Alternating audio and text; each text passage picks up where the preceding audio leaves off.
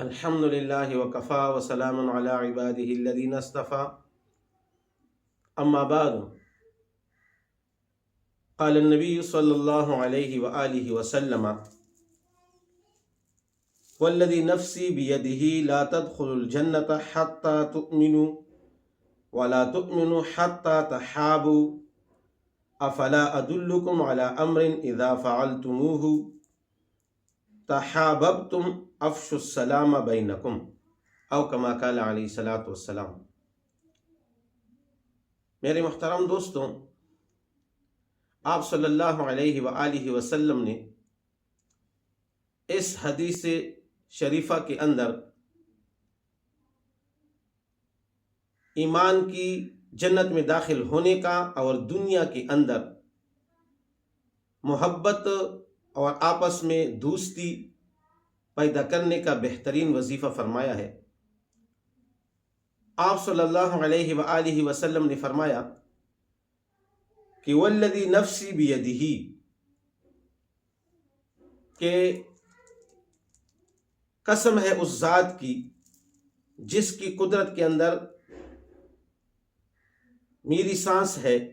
لا تدخل الجنت، تم جنت میں داخل نہیں ہو سکتے، حتی تؤمنوا، یہاں تک کہ تم ایمان لے آؤ، ولا تؤمنوا، اور تمہارا ایمان اس وقت تک کامل نہیں ہو سکتا، حتی تحابوا، کہ جب تم آپس میں ایک دوسرے کے ساتھ دوستی اور محبت نہ کرو۔ افلا ادلکم علی امر، میں تمہیں ایسی چیز نہ بتاؤں، اذا فعلتموہ، جب تم اس کو کرو گے،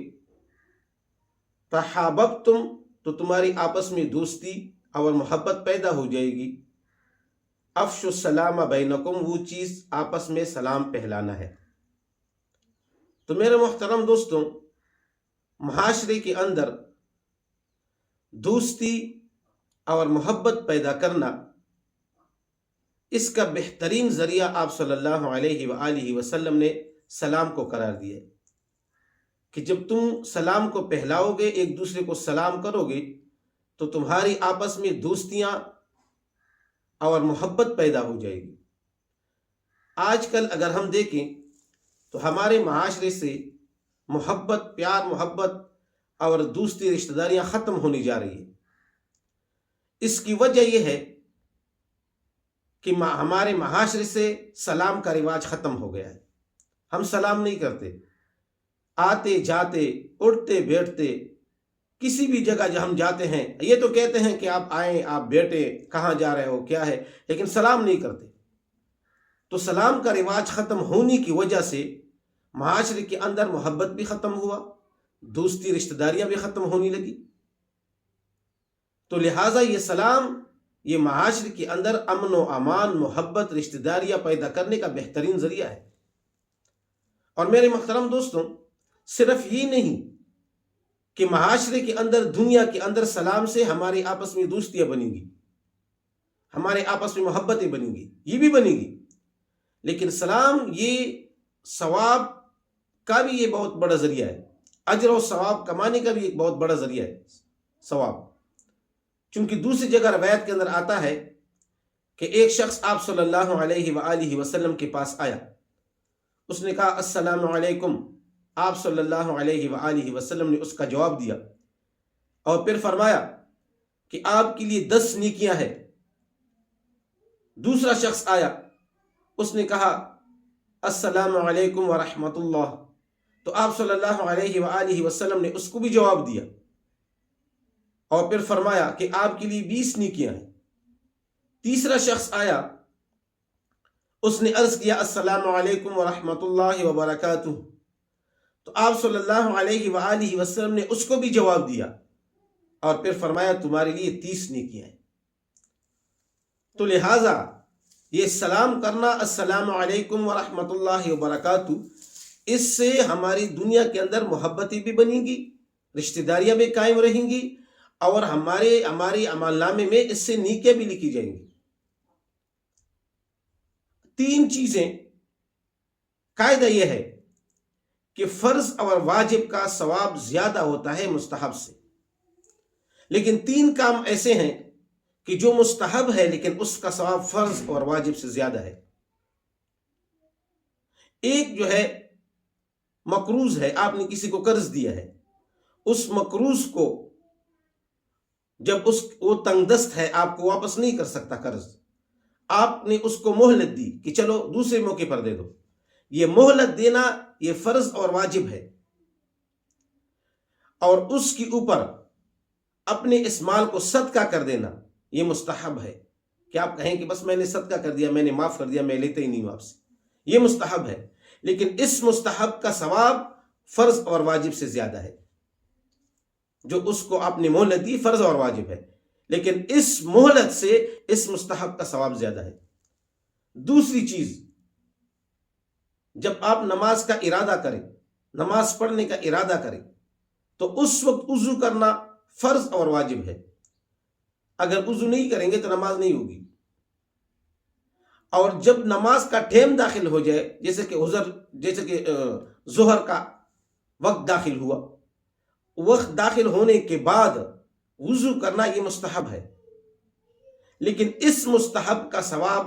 وہ وضو جو آپ نماز قائم کرنے کے وقت کرتے ہیں فرض ہے، اس سے یہ مستحب وضو کا ثواب زیادہ ہے۔ اور تیسری چیز فقہا نے لکھی ہے وہ ہے